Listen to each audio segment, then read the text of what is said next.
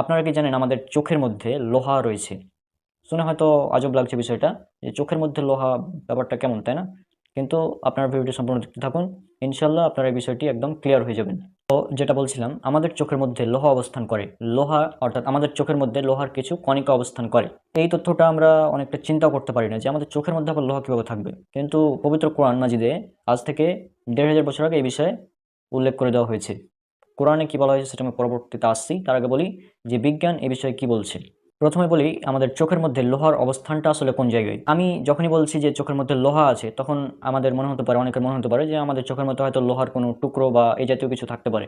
কিন্তু বিষয়টা এমন না। আমরা অনেক সময় বলি আমাদের শরীরে জিঙ্কের অভাব রয়েছে, বা আয়রনের অভাব রয়েছে, ম্যাঙ্গানিজের অভাব রয়েছে। আর এ কারণে আমরা অনেক সময় জিঙ্কের ট্যাবলেট বা আয়রনের ট্যাবলেট বা সিরাপ খেয়ে থাকি এই ঘাটতিগুলো পূরণ করার জন্য। এখন এই আয়রন এবং জিঙ্ক এগুলো মূলত ধাতু। তো আমাদের শরীরের জন্য এই ধাতুগুলোর আয়নিত অবস্থা হচ্ছে গুরুত্বপূর্ণ। যখনই আমাদের শরীরে আয়রনের ঘাটতি হয়, তখনই আমরা এই আয়রন বা আয়রনের সিরাপ বা ইত্যাদি আমরা খেয়ে থাকি বিভিন্ন। আর এই আয়রনের সিরাপ বা এগুলো ট্যাবলেট এগুলো খাওয়ার ফলে আমাদের আয়রনের যে ঘাটতি রয়েছে শরীরে, সেগুলো পূর্ণ হয়। আমরা যে আয়রন বলছি, এই আয়রন এর বাংলা শব্দ হচ্ছে লোহা, এবং এর আরবি শব্দ হচ্ছে হাদিদ। এই বিষয়টি আপনারা একটু পরবর্তীতে জানতে পারবেন। আমাদের শরীরে যে আয়রনগুলো রয়েছে, এগুলো মূলত সবই আয়নিত অবস্থায় থাকে। অর্থাৎ এগুলো যে সরাসরি একদম লোহার যে লোহা রয়েছে না, এরকম থাকে না। এগুলো আয়রন হচ্ছে আমাদের আয়নিত অবস্থায় থাকে। এখন মূল বিষয় আসি যে আমাদের চোখের মধ্যে যে আয়রনটা রয়েছে, এর অবস্থানটা আসলে কোথায়। আমরা জানি আমাদের চোখের সবচেয়ে গুরুত্বপূর্ণ অংশ সেটা হচ্ছে রেটিনা।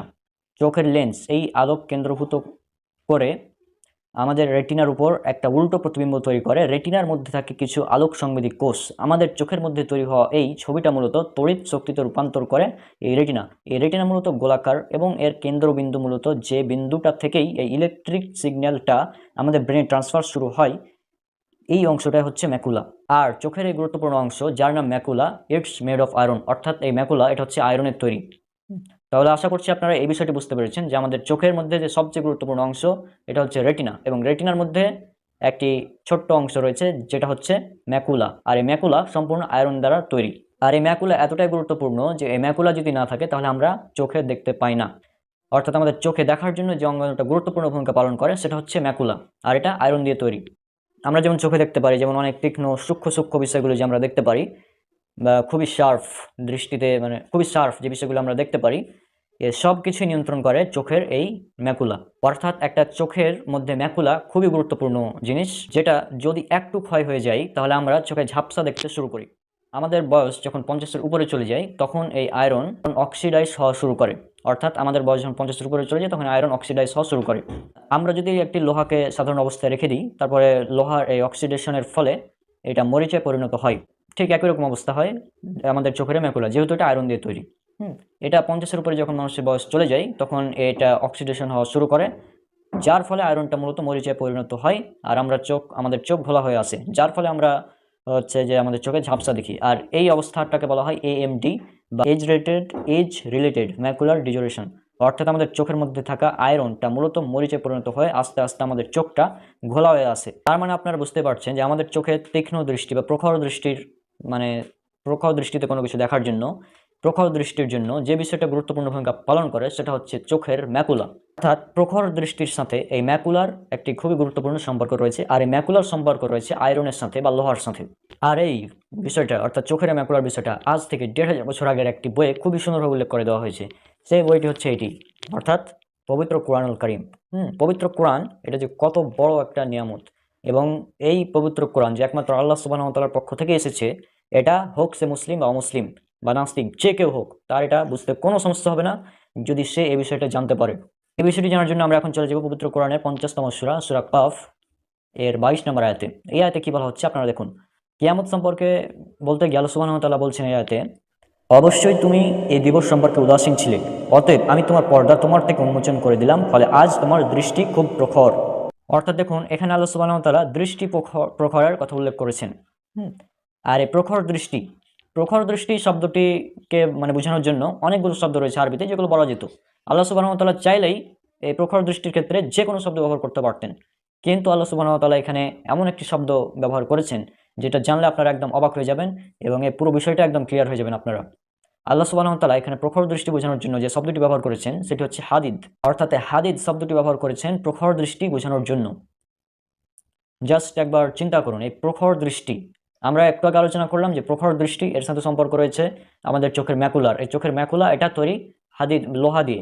আর এই হাদিদ, আল্লাহ সুবহানাহু ওয়া তাআলা যে এখানে হাদিদ শব্দটি ব্যবহার করেছেন, এই হাদিদ শব্দটির বাংলা অর্থ হচ্ছে লোহা বা ইংরেজি অর্থ আয়রন। হ্যাঁ, একবার চিন্তা করুন যে আল্লাহ সুবহানাহু ওয়া তাআলা এখানে প্রখর দৃষ্টির জন্য হাদিদ শব্দটি ব্যবহার করলেন কেন? কারণ নিশ্চয় এখানে যারা চিন্তাশীল তাদের জন্য নিদর্শন রয়েছে। আর আপনারা হয়তো জানেন যে পবিত্র কোরআনের একটি সূরা রয়েছে হাদিদ নামে, যেটা পবিত্র কোরআনের 57তম সূরা। আর এই সূরা হাদিদ বা 57তম সূরা বা লোহা, এই সম্পর্কে আমার একটি কোরআনের মডার্ন সায়েন্স এর 26 অর্থাৎ 26 নম্বর এপিসোড আছে, সেটা আপনারা দেখতে পারেন। তাহলে লোহা সম্পর্কে আরো অনেকগুলো বৈজ্ঞানিক তথ্য আপনারা জানতে পারবেন। তাহলে আশা করছি আপনার এই বিষয়টি ক্লিয়ার যে চোখের এই ম্যাকুলা বা এই ম্যাকুলার যে লোহা রয়েছে আর এই লোহা সম্পর্কে যে প্রখর দৃষ্টির একটি কানেকশন রয়েছে, অর্থাৎ চোখের প্রখর দৃষ্টির জন্য যে একটি কানেকশন রয়েছে ম্যাকুলার, এই বিষয়টা পবিত্র কোরআনে খুবই সুন্দরভাবে উল্লেখ করে দেওয়া হয়েছে। তাই আমি বিশেষভাবে অমুসলিম এবং নাস্তিক যারা অমুসলিম রয়েছে আর কি, তাদেরকে বলতে চাই যে আপনারা একবার চিন্তা করুন, আপনারা যদি পবিত্র কোরআনকে টেস্ট করতে চান, অর্থাৎ আপনারা যদি পবিত্র কোরআনের আয়াতগুলোকে বৈজ্ঞানিকভাবে বিশ্লেষণ করেন, তাহলে আপনি কোনোভাবেই এর কোনো ধরনের ভুল খুঁজে পাবেন না, বরং আপনি যতই এটা নিয়ে গবেষণা করবেন ততই নিজে নিজে অবাক হবেন। অর্থাৎ আমরা যেটা বললাম যে চোখের প্রখর দৃষ্টি, এটার জন্য ব্যবহার করা হয়েছে হাদিদ শব্দ পবিত্র কোরআনে। আর এই হাদিদ বা লোহা, এই লোহা রয়েছে কোথায়? আমাদের চোখের ম্যাকুলাতে। আমাদের চোখের ম্যাকুলাতে রয়েছে লোহা। আর এই বিষয়টা খুবই সুন্দরভাবে প্রখর দৃষ্টির জন্য আল্লাহ সুবহানাহু ওয়া তাআলা ব্যবহার করেছেন। আর এই ম্যাকুলা, এই প্রখর দৃষ্টির জন্য এই ম্যাকুলা অঙ্গাণুটি সবচেয়ে বেশি ব্যবহৃত হয়। হ্যাঁ, তো আশা করছি আপনার বিষয়টি একদম ক্লিয়ার হয়ে গিয়েছেন। আর এই ম্যাকুলা, এটা হচ্ছে আমাদের চোখের একটা অঙ্গাণু, অর্থাৎ আমাদের শরীরের একটি অংশ, আমাদের শরীরের, আমাদের নিজেদের মধ্যে একটি অংশ। আর আল্লাহ সুবহানাহু ওয়া তাআলা তিনি বলেছেন যে তিনি আসমানে বা বিশ্বজগতে এবং আমাদের নিজেদের মধ্যে তার নিদর্শনাবলী দেখাবেন। এটা উল্লেখ করা আছে পবিত্র কোরআন সূরা ফুসসিলাত বা হামিম সাজদা সূরা নম্বর 41 আয়াত নম্বর 53। এখানে বলা হচ্ছে, বিশ্বজগতে ও তাদের নিজেদের মধ্যে আমি তাদেরকে আমার নিদর্শনাবলী দেখাবো, যাতে তাদের কাছে সুস্পষ্ট হয় যে এটি অর্থাৎ কোরআন সত্য। তোমাদের রবের জন্য এটাই যথেষ্ট নয় কি যে তিনি সকল বিষয়ে সাক্ষী? তাহলে আশা করছি আপনার বিষয়টি একদম ক্লিয়ার হয়ে গেছেন যে আল্লাহ সুবহানাহু ওয়া তাআলা আমাদের নিজেদের মধ্যে এবং বিশ্বজগতে তার নিদর্শনাবলী দেখাবেন। আর আমাদের চোখের মধ্যে এই ম্যাকুলা রয়েছে, এটা অবশ্যই একটি খুবই গুরুত্বপূর্ণ নিদর্শন, এবং যারা চিন্তাশীল তাদের জন্য রয়েছে এখানে এক চিন্তার বিষয় এবং নিদর্শনের বিষয়। যদি আপনারা পড়েন সহিহ বুখারীর 3887 এবং সহিহ মুসলিমের 300 নম্বর হাদিস, তাহলে আপনারা মেরাজের ঘটনাটা সম্পূর্ণ প্রায় দেখতে পাবেন। মেরাজের ঘটনার দুইটি অংশ রয়েছে, একটিকে বলা হয় ইসরা এবং আরেকটিকে বলা হয় মেরাজ। ইসরা হচ্ছে সে অংশ যে অংশে রাসূল সাল্লাল্লাহু আলাইহি সাল্লাম মক্কা থেকে বায়তুল মুকাদ্দাস অর্থাৎ মসজিদুল আকসা পর্যন্ত গিয়েছিলেন বুরাকে চড়ে। এখানে উল্লেখ্য যে বুরাক, হাদিসে উল্লেখ করা আছে বুরাক হচ্ছে খচ্চরের চেয়ে ছোট কিন্তু গাধার চেয়ে বড়, কিন্তু কখনোই এটা বলা হয়নি যে বুরাকের একটি ডানা ছিল, সে উঠতে পারতো। এই ধরনের কথা হাদিসে নাই। এমন কোনো হাদিস নাই যেখানে বলা হচ্ছে বুরাকের ডানা ছিল এবং সে উঠতে পারতো। এবং হাদিসে এটা বলা নাই যে রাসূল সাল্লাল্লাহু আলাইহি সাল্লাম বুরাকে চড়ে আসমান ভ্রমণ করেছেন, এই কথা কিন্তু বলা নাই। হাদিসে বলা আছে রাসূল সাল্লাল্লাহু আলাইহি সাল্লাম বায়তুল মুকাদ্দাস পর্যন্ত যে সফর, মক্কা থেকে বায়তুল মুকাদ্দাস মসজিদুল আকসা পর্যন্ত যে ভ্রমণ, এই 1400 থেকে 1600 কিলোমিটার প্রায়, এই ভ্রমণটা তিনি করেছিলেন বুরাকে চড়ে। আর বুরাকের যে গতির সম্পর্কে হাদিসে কথা উল্লেখ আছে, বুরাকের যে গতি, একজন মানুষের দৃষ্টিশক্তি যতদূর, বুরাক সে দৃষ্টিশক্তি, অর্থাৎ আপনি তাকাবেন চোখের পলকে যতদূর আপনি পৌঁছাতে পারবেন দৃষ্টিশক্তি, ততদূর বুরাক যেতে পারবে। তো বুরাকের এর জন্য এটা সম্ভব যে সে 1 সেকেন্ডের মধ্যে মক্কা থেকে বায়তুল মুকাদ্দাস পর্যন্ত যেতে পারবে, এটা তার জন্য সম্ভব। তো আমাদের ইসরার অংশটি শেষ, অর্থাৎ মক্কা থেকে বায়তুল মুকাদ্দাস মসজিদুল আকসা পর্যন্ত যে ভ্রমণ, এই সফরটা হচ্ছে ইসরা, এবং এটা রাসূল সাল্লাল্লাহু আলাইহি সাল্লাম বুরাকে চড়ে করেছিলেন, এটা শেষ। এবং বুরাকের কোনো ডানা ছিল না। এবং অনেক নাস্তিক এবং ইসলাম বিদ্বেষী তারা এই অভিযোগ করে থাকে রাসূল সাল্লাল্লাহু আলাইহি সাল্লাম উড়ন্ত ঘোড়াতে করে চড়ে আসমান ভ্রমণ করেছেন, এটা সম্পূর্ণ মিথ্যা। এই ধরনের কোনো কথা হাদিসে উল্লেখ নেই। এরপর দ্বিতীয় অংশ অর্থাৎ মেরাজ, সেটা হচ্ছে রাসূল সাল্লাল্লাহু আলাইহি সাল্লাম বায়তুল মুকাদ্দাস থেকে আসমান ভ্রমণ করেছিলেন জিবরাইল আলাইহিস সালামের সাথে, ভ্রমণ করেছিলেন। এই ভ্রমণটা কিভাবে হয়েছিল সেটা আল্লাহ সুবহানাহু ওয়া তাআলা ভালো জানেন, এবং আমরা মুসলিমরা বিশ্বাস করি যেটা আল্লাহ সুবহানাহু ওয়া তাআলা বলেছেন। আমাদের কোনো সায়েন্টিফিক ব্যাখ্যার প্রয়োজন নাই। তবে যেসব মানুষ বিজ্ঞানকেই একদম মানদণ্ড মনে করে, তাদের জন্য আজকের ভিডিওটি গুরুত্বপূর্ণ। তো এবার আমি সায়েন্টিফিকভাবে প্রমাণ করে দেবো যে এটা সম্ভব। রাসূল সাল্লাল্লাহু আলাইহি সাল্লাম যে 1 রাতের মধ্যে 7 আসমান ভ্রমণ করবার ফিরে এসেছেন, এটা সায়েন্টিফিকভাবেই পসিবল। কিভাবে? জিবরাইল আলাইহিস সালাম তিনি একজন ফেরেশতা। আর ফেরেশতা কিসের তৈরি? ফেরেশতা কিসের তৈরি? ফেরেশতা হচ্ছে নূরের তৈরি। যদি আপনারা পড়েন সহিহ মুসলিমের 7385 নম্বর হাদিস, যেখানে রাসূল সাল্লাল্লাহু আলাইহি ওয়াসাল্লাম বলছেন ফেরেশতাদের তৈরি করা হয়েছে নূর দ্বারা। সুতরাং ফেরেশতা হচ্ছে নূরের তৈরি। আর নূর অর্থাৎ আলো, লাইট। আর আমরা জানি, আমাদের সায়েন্স আমাদের বলে যে আলো 1 সেকেন্ডে 3 লক্ষ কিলোমিটার ভ্রমণ করতে পারে। আলো 1 সেকেন্ডে 3 লক্ষ কিলোমিটার ভ্রমণ করতে পারে। তাহলে ফেরেশতার জন্য এটা সম্ভব যে সে রাসূল সাল্লাল্লাহু আলাইহি ওয়াসাল্লামকে নিয়ে 1 সেকেন্ডে 3 লক্ষ কিলোমিটার করে ভ্রমণ করতে পারত। এটা ফেরেশতার জন্য সম্ভব, কোনো ব্যাপারই না, তাই না?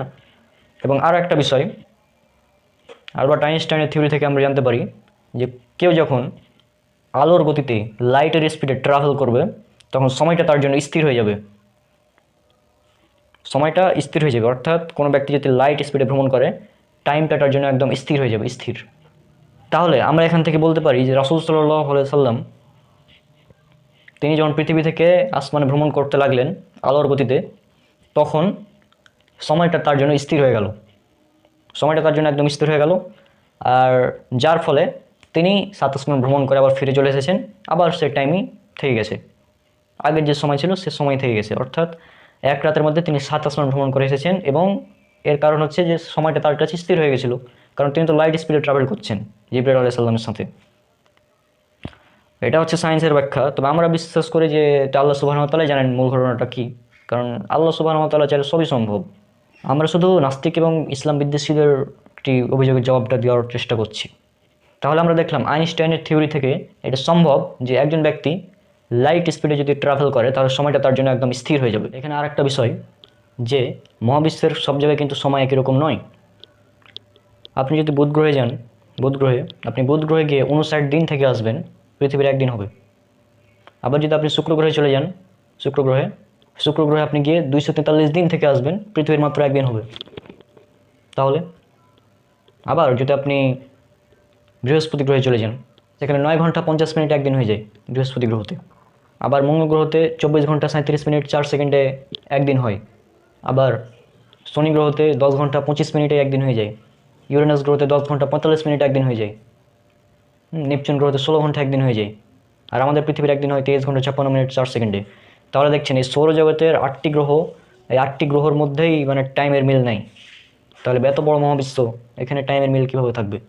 আর এটা খুবই সম্ভব যে রাসূল সাল্লাল্লাহু আলাইহি সাল্লাম 7 আসমান ভ্রমণ করে চলে এসেছেন। সে 7 আসমানের টাইম যতই লেগেছে লাগুক, সেটা কোনো ব্যাপার না, পৃথিবীর মাত্র 1 রাত কেটেছে। তো এটা তো সম্ভব, এটা কোনো অবিশ্বাস্য ব্যাপার না, এটা একটি স্বাভাবিক বিষয়। আর এটা যেহেতু আল্লাহর হুকুমে হয়েছে সেহেতু এটা সম্ভব, আমরা এটা মুসলিমরা বিশ্বাস করি। আর এর টাইম, সময়, এটা একটি আপেক্ষিক ধারণা যেটা আলবার্ট আইনস্টাইনই বলেছিলেন। তাহলে এটা খুবই সম্ভব যে রাসূল সাল্লাল্লাহু আলাইহি সাল্লাম 1 রাতের মধ্যে 7 আসমান ভ্রমণ করে আবার এসেছেন, এটা সম্ভব, এটা কোনো অসম্ভব বিষয় না। এবং আরও একটি বিষয়, সে ব্যক্তি ভবিষ্যতে ভ্রমণ করতে পারবে, ভবিষ্যতে অর্থাৎ টাইম ট্রাভেল করতে পারবে যদি সে আলোর গতিতে চলতে পারে। এবার আমরা দেখি টাইম ট্রাভেলের বিষয়টাও যে ঘটেছে মেরাজের ঘটনায়, সেটাও আমরা একবার দেখে নিই। রাসূল সাল্লাল্লাহু আলাইহি সাল্লাম মিরাজ থেকে ফিরে আসার পর বলছেন যে আমি জাহান্নামে দেখলাম অধিকাংশই নারী, সহিহ বুখারী 29 নম্বর হাদিস। তাহলে কিয়ামত তো এখনও সংঘটিত হয়নি, তো রাসূল সাল্লাল্লাহু আলাইহি সাল্লাম কেমনে দেখলেন যে নারীরা জাহান্নামে? আবার রাসূল সাল্লাল্লাহু আলাইহি সাল্লাম বলছেন মিসকাতের 1326 নম্বর হাদিস, বেলাল রাদিয়াল্লাহু আনহুকে বলছেন আমি যখনই জান্নাতে প্রবেশ করি তখনই তোমার জুতার আওয়াজ শুনতে পাই। কিয়ামত এখনও সংঘটিত হয়নি, তাহলে রাসূল সাল্লাল্লাহু আলাইহি সাল্লাম জান্নাতে বেলাল রাদিয়াল্লাহু আনহু এর পায়ের আওয়াজ, জুতার আওয়াজ শুনতে পাচ্ছেন। এক্ষেত্রে আমরা বলতে পারি যে আলোর গতিতে ট্রাভেল করার ফলে রাসূল সাল্লাল্লাহু আলাইহি সাল্লামের কাছে টাইমটা স্থির হয়ে গেছে, এবং টাইম যখন স্থির হয়ে গেল তখন রাসূল সাল্লাল্লাহু আলাইহি সাল্লাম ভবিষ্যতে ভ্রমণ করতে পেরেছেন। আর যেহেতু ভবিষ্যতে ভ্রমণ করতে পেরেছেন সেহেতু তিনি ভবিষ্যৎ দেখে এসেছেন, ভবিষ্যতে কে জাহান্নামী কে জান্নাতি, এগুলো আসলে তিনি দেখে আবার এসেছেন ফিরে দুনিয়াতে। তাহলে আমরা বলতে পারি মিরাজের রাতে রাসূল সাল্লাল্লাহু আলাইহি সাল্লাম ভ্রমণ করেছিলেন জিবরাইল আলাইহিস সালামের সাথে। জিবরাইল আলাইহিস সালাম লাইট বা আলোর তৈরি, আর আলো 1 সেকেন্ডে 3 লক্ষ কিলোমিটার বেগে চলতে পারে। আর যে ব্যক্তি আলোর বেগে চলতে পারবে তার জন্য টাইমটা স্থির, আর যেহেতু টাইমটা স্থির সেহেতু তিনি ভবিষ্যতে ভ্রমণ করতে পারবেন, টাইম ট্রাভেল করতে পারবেন। এবং আইনস্টাইনের থিওরি থেকে আমরা এটা প্রমাণ করতে পারি যে রাসূল সাল্লাল্লাহু আলাইহি সাল্লামের মেরাজটা বৈজ্ঞানিকভাবেও প্রমাণিত। আর এই ঘটনার মূল যে ব্যাখ্যা সেটা আল্লাহ সুবহানাহু ওয়া তাআলা ভালো জানেন। আল্লাহ সুবহানাহু ওয়া তাআলা অসীম ক্ষমতার মালিক, তিনি যা ইচ্ছা তাই করতে পারেন। যারা ইসলাম বিদ্বেষী তাদের এই অভিযোগের জবাবটা দেওয়ার জাস্ট চেষ্টা করলাম যে রাসূল সাল্লাল্লাহু আলাইহি ওয়াসাল্লামের মেরাজ এটা কোনো অবৈজ্ঞানিক বিষয় নয়, এটা একটি বৈজ্ঞানিক সায়েন্টিফিকভাবে প্রমাণিত এবং এর মূল ব্যাখ্যা আল্লাহ সুবহানাহু ওয়া তাআলা ভালো জানেন। তো আমরা এটা বলতে পারি যে এক রাতের মধ্যে 7 আসমান ভ্রমণ করে আসা এটা কোনো ব্যাপারই না। আইনস্টাইনের থিওরি অনুযায়ী এটা কোনো ব্যাপারই না, এটা পসিবল, তাই না? যদিও এই থিওরি এখনও বিজ্ঞান কোনো প্রযুক্তি দিয়ে বাস্তবায়িত করতে পারেনি। যদি আল্লাহ চান কোনো সময় তাহলে হয়তো পারবে বা নাও পারতে পারে। তবে তিনি রাসূল সাল্লাল্লাহু আলাইহি ওয়াসাল্লামকে মেরাজে ভ্রমণ করিয়েছিলেন এক রাতের মধ্যে, 7 আসমান ভ্রমণ করিয়ে জান্নাত জাহান্নাম দেখিয়ে আবার পৃথিবীতে ফিরিয়ে নিয়ে এসেছিলেন। এটা আল্লাহ করেছিলেন, আল্লাহর হুকুমে হয়েছিল। তবে এটা সায়েন্টিফিক ব্যাখ্যা আজকে যেটা দিলাম এটা। আশা করি আমি আপনাদের বিষয়টা বোঝাতে পেরেছি যে আইনস্টাইনের থিওরি অফ রিলেটিভিটি, যে সময় স্থির হয়ে যাবে কোনো মানুষের কাছে যখন সে আলোর বেগে চলবে। আর ফেরেশতারা আলোর তৈরি, তো যেহেতু ফেরেশতারা আলোর তৈরি, তো ফেরেশতার সাথে যদি রাসূল সাল্লাল্লাহু আলাইহি ওয়াসাল্লাম ভ্রমণ করেন তাহলে তো তিনি আলোর বেগেই চলবেন, তাই না? তো সেই হিসাবে এটা ইজি, খুবই সহজ, এটা খুবই স্বাভাবিক বিষয় যে একজন মানুষ আসমানে যাবে, 7 আসমান থেকে ফিরে আসবে, এটা খুবই একটি স্বাভাবিক বিষয়। আর রাসূল সাল্লাল্লাহু আলাইহি ওয়াসাল্লামকে আল্লাহ তো নিজ হুকুমে করেছিলেন, এই জন্য এটা সম্ভব। একটা কথা বলি যে সব কিছুই আমাদের নিজের মস্তিষ্ক দিয়ে চিন্তা করলে হবে না। সূরা বাকারা 3 নম্বর আয়াতে আল্লাহ সুবহানাহু ওয়া তাআলা বলছেন, আর যারা গায়েবের উপর বিশ্বাস করে, গায়েব অর্থাৎ অদৃশ্য অদেখা বিষয়ের উপর যারা বিশ্বাস স্থাপন করে তারা সফলকাম, এভাবে বলা হচ্ছে। তো আমরা মুসলিমরা এই সব বিষয় বিশ্বাস করি, যে সব বিষয় গায়েবের বিষয়। এটা কিভাবে করেছেন এটা আল্লাহ ভালো জানেন, আমরা জানি না। আর যেহেতু এটা আল্লাহ সুবহানাহু ওয়া তাআলার হুকুমে হয়েছে সেহেতু এটা সম্ভব, এটা আমরা মুসলিমরা বিশ্বাস করি। আর এটা সায়েন্টিফিকভাবেও প্রমাণিত, আজকে দিলাম থিওরি অফ রিলেটিভিটির মাধ্যমে। এখন হয়তো নাস্তিকরা বলবে আজ থেকে 1500 বছর আগে একজন ব্যক্তি কোনো প্রযুক্তি ছাড়া কিভাবে এটা হতে পারে। তো ভাই এটা হতে পারে কারণ আল্লাহ হচ্ছেন এই সৃষ্টি জগতের রব, তিনি সব কিছুর ক্ষমতার মালিক, তিনি যা চাইবেন সেটাই হবে, এটাই স্বাভাবিক। সুতরাং আমরা আমাদের গবেষণা থেকে যেটা বলতে পারি সেটা হচ্ছে মেরাজে রাসূল সাল্লাল্লাহু আলাইহি ওয়াসাল্লামের জন্য সময়টা স্থির হয়ে গেছিলো। আর যেহেতু সময় স্থির হয়ে গেছিলো সেহেতু তিনি মেরাজে ভ্রমণ করে 7 আসমান ভ্রমণ করে আবার ফিরে এসেছিলেন এবং এটা হয়েছিল আল্লাহর হুকুমে। তো সুতরাং যারা নাস্তিক আছে এবং অমুসলিম ইসলাম বিদ্বেষী তারা আশা করি এই বিষয়টা নিয়ে এরপর থেকে আর ঝামেলা করবেন না। একটি বিষয় লক্ষ্য করুন, আমাদের এই পৃথিবীতে যত ধরনের প্রাণী আছে, যত ধরনের প্রাণী বলেন, মানুষ, বাঘ, সিংহ, তারপরে হাঁস, মুরগি ইত্যাদি যত ধরনের প্রাণী আছে, সকল প্রাণী প্রত্যক্ষ বা পরোক্ষভাবে উদ্ভিদের উপর নির্ভরশীল। উদ্ভিদ একটি বিশেষ প্রক্রিয়ার মাধ্যমে খাদ্য উৎপাদন করে, আর সেই বিশেষ প্রক্রিয়াটিকেই বলা হয় সালোক সংশ্লেষণ পদ্ধতি। আর এত গুরুত্বপূর্ণ একটি বিষয় সম্পর্কে আল্লাহ পবিত্র কোরআনে বলবেন না এমনটা তো হতে পারে না, তাই না? আজকে আমরা পবিত্র কোরআনে সালোক সংশ্লেষণ সম্পর্কে কি বলা হয়েছে সেটা নিয়ে আলোচনা করব। একটি বিষয় লক্ষ্য করুন, সালোক সংশ্লেষণ এই প্রক্রিয়াটি কেবলমাত্র সূর্যের আলোর উপস্থিতিতেই সংঘটিত হতে পারে। সূর্যের আলো না থাকলে এটি সংঘটিত হবে না। সুতরাং সালোক সংশ্লেষণ এটি হয় দিনের বেলায়। যদি আপনারা সালোক সংশ্লেষণ শব্দটিকে আমরা যদি ভাঙি তাহলে আমরা কি পাবো? সা আলোক প্লাস সংশ্লেষণ। সা আলোক মানে আলো সহ, আর সংশ্লেষণ মানে উৎপাদন করা। সুতরাং সালোক সংশ্লেষণ শব্দের অর্থ দাঁড়াচ্ছে আলোক সহ উৎপাদন করা, অর্থাৎ আলোর উপস্থিতিতে কোনো কিছু একটা উৎপাদন হবে। যে জিনিসটা উৎপাদন হতে অবশ্যই আলোর প্রয়োজন রয়েছে, মাস্ট। আলো ছাড়া এই উৎপাদন সম্ভব নয়। গাছ বা উদ্ভিদ বাতাস থেকে কার্বন ডাইঅক্সাইড শোষণ করে, মাটি থেকে পানি শোষণ করে এবং একটি সূর্যের আলোর উপস্থিতিতে একটি বিশেষ প্রক্রিয়ার মাধ্যমে খাদ্য তৈরি করে। আর এই বিশেষ প্রক্রিয়াটিকেই বলা হয় সালোক সংশ্লেষণ বা ফটোসিনথেসিস। এই প্রক্রিয়া বা বিক্রিয়াটি যখন সংঘটিত হয় তখন একটি অক্সিজেন উপজাতক হিসেবে পরিবেশে নির্গত হয়, আর সেই অক্সিজেনটিকেই আমরা গ্রহণ করে থাকি। তাহলে এখানে লক্ষ্য করুন, আমরা যেভাবে শ্বাস প্রশ্বাস নিচ্ছি অর্থাৎ অক্সিজেন গ্রহণ করছি, কার্বন ডাইঅক্সাইড ছাড়ছি অর্থাৎ গ্যাস বিনিময় বা গ্যাস পরিবর্তন করছি, এটি একইভাবে উদ্ভিদও করে থাকে। অর্থাৎ উদ্ভিদ কার্বন ডাইঅক্সাইড গ্রহণ করে এবং অক্সিজেন ছাড়ছে, অর্থাৎ এটি একটি ব্রেথিং বা শ্বসন প্রক্রিয়া। অর্থাৎ উদ্ভিদ কার্বন ডাইঅক্সাইড গ্রহণ করছে এবং অক্সিজেন পরিবেশে নির্গত করছে, এটি একটি ব্রেথিং সিস্টেম বা শ্বাস প্রশ্বাস সিস্টেম বা শ্বসন প্রক্রিয়া। এবং আমরা মানুষরা বা সকল প্রাণী তারাও অক্সিজেন গ্রহণ করছে এবং কার্বন ডাইঅক্সাইড ছাড়ছে, অর্থাৎ গ্যাস বিনিময় করছে। উদ্ভিদও গ্যাস বিনিময় করছে, মানুষও গ্যাস বিনিময় করছে। এটি একটি ব্রেথিং সিস্টেম বা শ্বসন প্রক্রিয়া। তাহলে মূল কনসেপ্টটা কী দাঁড়াচ্ছে? মূল কনসেপ্টটা হচ্ছে সালোক সংশ্লেষণ প্রক্রিয়াটি সংঘটিত হয় দিনের বেলায় সূর্যের আলোর উপস্থিতিতে, এবং এটি একটি শ্বসন প্রক্রিয়া বা ব্রেথিং সিস্টেম। ব্রেথ, গাছ ব্রেথ নিচ্ছে, এই বিষয়টা কি বোঝানো হচ্ছে? মূল বিষয় কিন্তু এটাই। আর এই ব্রেথিং সিস্টেমের মাধ্যমেই উদ্ভিদ খাদ্য উৎপাদন করছে এবং কার্বন ডাইঅক্সাইড গ্রহণ করছে এবং অক্সিজেন বাতাসে ত্যাগ করছে। এবার চলুন দেখে নিই পবিত্র কোরআন এ সম্পর্কে আমাদের কী তথ্য দিয়েছে। যদি আপনারা সূরা তাকভীর সূরা নম্বর 81 আয়াত 17 এবং 18 এই দুটি আয়াত পড়েন, সূরা তাকভীর সূরা নম্বর 81 আয়াত 17 এবং 18 এই দুটি আয়াত যদি লক্ষ্য করেন তাহলে সেখানে দেখতে পাবেন এখানে উল্লেখ করা হয়েছে, কসম রাতের যখন তা বিদায় নেই এবং কসম দিনের যখন তার আগমন ঘটে। এখানে যদি শাহী ইন্টারন্যাশনাল এর ইংলিশ ট্রান্সলেশনটা লক্ষ্য করেন, শাহী ইন্টারন্যাশনাল হচ্ছে সবচেয়ে গ্রহণযোগ্য অনুবাদ ইংরেজির।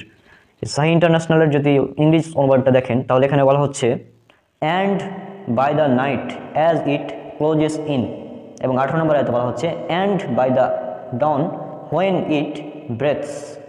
লক্ষ্য করুন, and by the night when it closes in, অর্থাৎ রাতে এটি বন্ধ হয়ে যায়, এবং দিনের বেলায় অ্যান্ড বাই দ্য ডন, অর্থাৎ দিনের বেলায় হোয়েন ইট ব্রেথস, অর্থাৎ এটি নিঃশ্বাস নেই বা শ্বাস প্রশ্বাস বা ব্রেথিং সিস্টেম, অর্থাৎ ব্রেথিং সিস্টেমটা রাতের বেলায় বন্ধ হয়ে যায় এবং দিনের বেলায় শুরু হয়। এবং সালোক সংশ্লেষণ প্রক্রিয়াটা ঠিক এরকমই, রাতের বেলায় বন্ধ হয়ে যায়, দিনের বেলায় এটি শুরু হয়, রাতের বেলায় এটি বন্ধ হয়, দিনের বেলায় শুরু হয়। তাহলে এই বিষয়টাই কিন্তু বোঝানো হচ্ছে, খুব সূক্ষ্মভাবে পবিত্র কোরআনে উল্লেখ করা হয়েছে। তাহলে বুঝতে পারছেন পবিত্র কোরআন কতটা অ্যাডভান্স লেভেলের। আল্লাহ সুবহানাহু ওয়া তাআলা আজ থেকে 1400+ বছর আগেই বলে দিয়েছেন সালোক সংশ্লেষণ পদ্ধতির মূল থিম, মূল বিষয়টি। আর বিজ্ঞান কিছুদিন আগে জানতে পারলো। শুধু এটুকুই না, সালোক সংশ্লেষণ প্রক্রিয়ার মাধ্যমে এবং গাছ থেকে, গাছের এই সালোক সংশ্লেষণ প্রক্রিয়ার মাধ্যমে যে অক্সিজেন তৈরি হয় এবং এই অক্সিজেন আগুন জ্বালাতে সাহায্য করে বা অক্সিজেন ছাড়া আগুন জ্বলবে না, এই বিষয়টাও পবিত্র কোরআনে খুব সুন্দরভাবে উল্লেখ করা হয়েছে। অক্সিজেন ছাড়া আগুন জ্বলে না, এই বিষয়ে কোরআনে কী বলা হয়েছে।